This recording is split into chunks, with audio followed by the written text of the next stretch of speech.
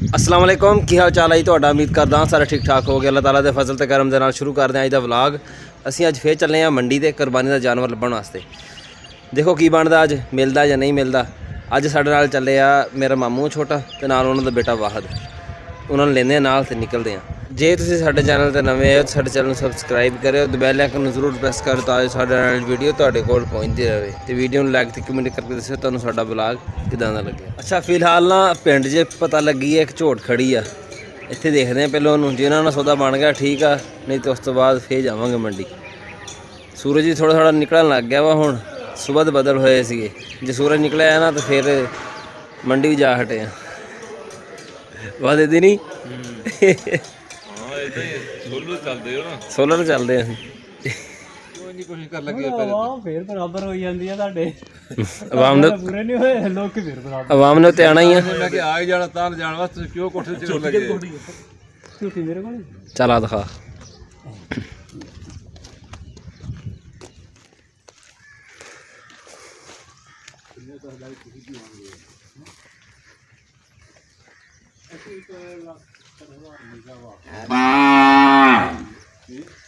ਅਸੀਂ 1,70,000 ਰੁਪਇਆ ਮੰਗਿਆ।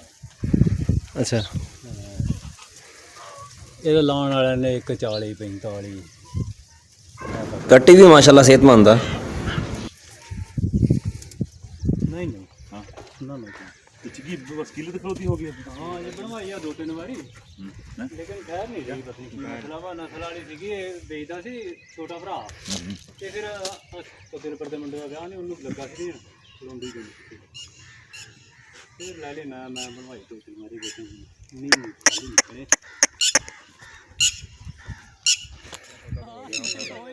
ਵੀਡੀਓ ਬਣਾਇਆ ਨਹੀਂ ਹੋ ਗਏ ਲੈ ਕੇ ਦੱਸ ਜੇ ਕਿਤੇ ਕੱਟੀ ਕਿਤੇ ਹੋਰ ਵੇਚੀ ਰੱਖਣਾ ਹੋਵੇ। 50 ਠੀਕ ਆ 50 ਹੋ ਗਿਆ ਹੈ, ਲੱਖ ਰਹਿ ਗਿਆ ਪਿੱਛੇ।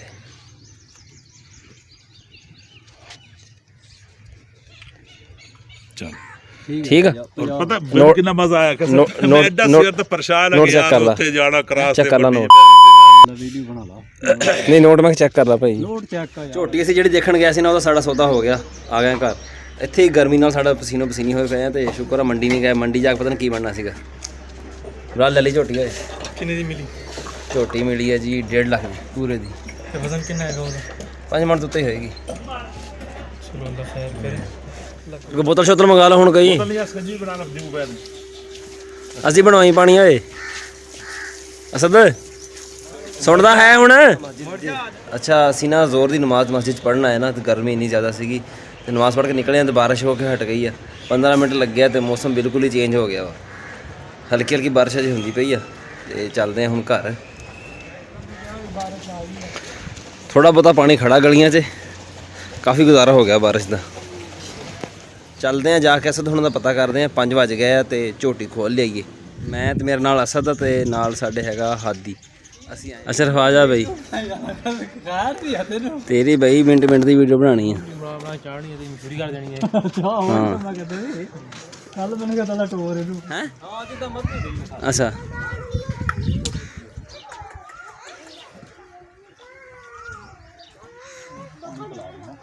ਪਾਣੀ ਪਿਲਾ ਦੇ ਬਈ। ਕਿੱਥੋਂ ਪਿਲਾਏਗਾ? ਖਾਲੇ ਦਾ ਹੀ ਬਹੁਤਾ ਸ਼ੌਕ ਦਾ ਪੀਂਦੀ ਹੈ। ਅੱਛਾ ਦੇਖੀ ਸਾਡੇ ਕੋਲ ਤਾਂ ਖਾਲਾ ਵੀ ਦੂਰ ਆ। ਅਸੀਂ ਕਿਤੇ ਖਾਲਾ ਲੱਭਦੇ ਰਹੀਏ ਉਥੇ।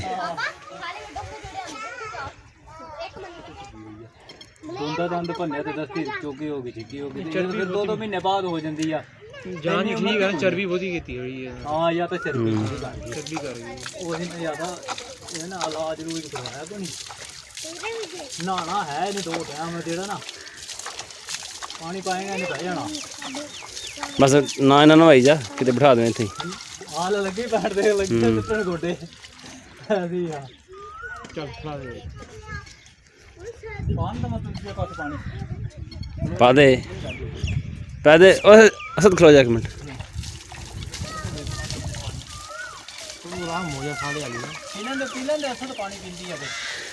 ਅਸ਼ਰਫ ਕਿੰਨੇ ਦਿਨ ਪਾਣੀ ਪਿੱਛੇ ਰਹਿੰਦਾ ਖਾਲੇ ਦਾ? ਖਾਲੇ ਦਾ ਪਾਣੀ ਰਹਿੰਦਾ 1 ਰਾਤ ਰਹਿੰਦਾ ਪਿੱਛੇ। ਹਾਂ ਮੁੜ ਕੇ ਫਿਰ ਗਿਆ ਜਾਂਦਾ ਹੈ। ਹਾਂ ਸੋਮਵਾਰ ਨੂੰ ਗਿਆ ਨਾ। ਹਾਂ ਕੱਲ ਸਵੇਰ ਦਾ ਗਿਆ, ਹੁਣ ਆਇਆ ਮੰਗਲ ਨੂੰ 4 ਵਜੇ। ਅੱਛਾ ਠੀਕ।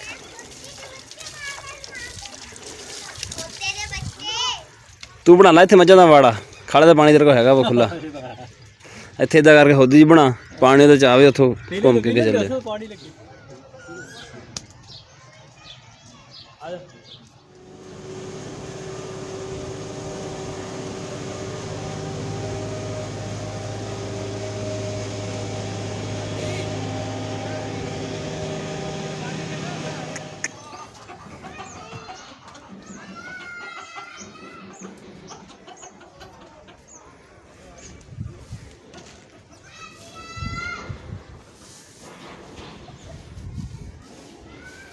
ਕੱਢ ਦੇ ਸਾਰੇ ਬਾਹਰ ਕੱਢ ਦੇ। ਆਹ ਨਾ ਮਿਸਤਰੀ ਲੱਗੇ ਹੈ ਮੇਰੇ ਮਾਮੇ ਘਰ। ਅਸੀਂ ਕੱਲ ਚੱਲੇ ਸੀ ਨਾ ਮੰਡੀ ਤੇ ਜਦੋਂ, ਤੇ ਆਹ ਮਿਸਤਰੀ ਨੇ ਸਾਨੂੰ ਦੱਸਿਆ ਸੀਗਾ ਵੀ ਝੋਟੀ ਖੜੀ ਪਿੰਡ ਦੇ ਵਿੱਚ ਫਲਾਣੇ ਬੰਦੇ ਕੋ। ਅਸੀਂ ਤਾਂ ਦੇਖਣ ਗਏ ਸੀਗੇ, ਫਿਰ ਉਹਦੇ ਕੋਲ ਜਾ ਕੇ ਅਸੀਂ ਲੈ ਲਈ। ਓਰੇ ਆ ਤਵਨ ਚੱਲ ਬਈ ਚਲੀਏ।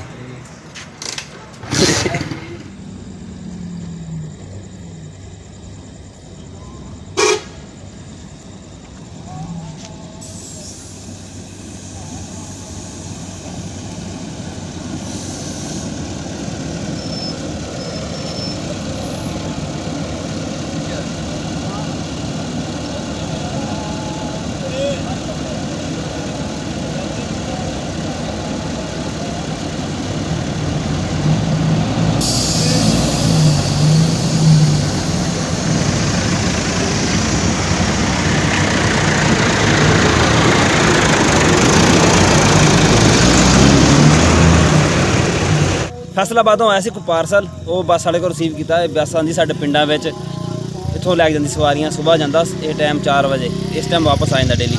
ਫਿਲਹਾਲ ਅਸੀਂ ਕੋਈ ਚੀਜ਼ ਮੰਗਾਈ ਹੈ ਨਾ, ਜਾਂ ਫੈਸਲਾਬਾਦ ਆਉਣਾ ਜਾਣਾ ਹੋਵੇ, ਸਾਨੂੰ ਨਾਲ ਵਾਲੇ ਪਿੰਡ ਜਾ ਕੇ ਨਾ ਉੱਥੋਂ ਚੜ੍ਹਨਾ ਪੈਂਦਾ ਤੇ ਉੱਥੋਂ ਆਉਣਾ ਪੈਂਦਾ ਵਾਪਸ। ਉਹਦੀ ਵਜ੍ਹਾ ਇਹ ਆ ਜੋ ਰੋਡ ਸਾਰਾ ਅੱਗੇ ਨਾਲ ਪਟਿਆ ਹੋਇਆ ਵਾ, ਤੇ ਗੱਡੀ ਐਨੂੰ ਆਉਂਦੀ ਕੋਈ ਨਹੀਂ ਹੈਗੀ। ਰੋਡ ਬਣ ਜਾਏਗਾ ਨਾ, ਤੇ ਫੇਰ ਗੱਡੀ ਇੱਥੋਂ ਹੋ ਕੇ ਜਾਇਆ ਕਰੇਗੀ, ਫੇਰ ਮਸਲਾ ਜਿਹੜਾ ਹੱਲ ਹੋ ਜਾਏਗਾ। ਇਹ ਸੀ ਸਾਡਾ ਅੱਜ ਦਾ ਵਲੌਗ। ਤੁਹਾਨੂੰ ਕਿੱਦਾਂ ਦਾ ਲੱਗਿਆ ਕਮੈਂਟ ਵਿੱਚ ਜ਼ਰੂਰ ਦੱਸਿਓ। ਦੁਆਵਾਂ 'ਚ ਯਾਦ ਰੱਖਿਓ। ਅੱਲਾ ਹਾਫਿਜ਼।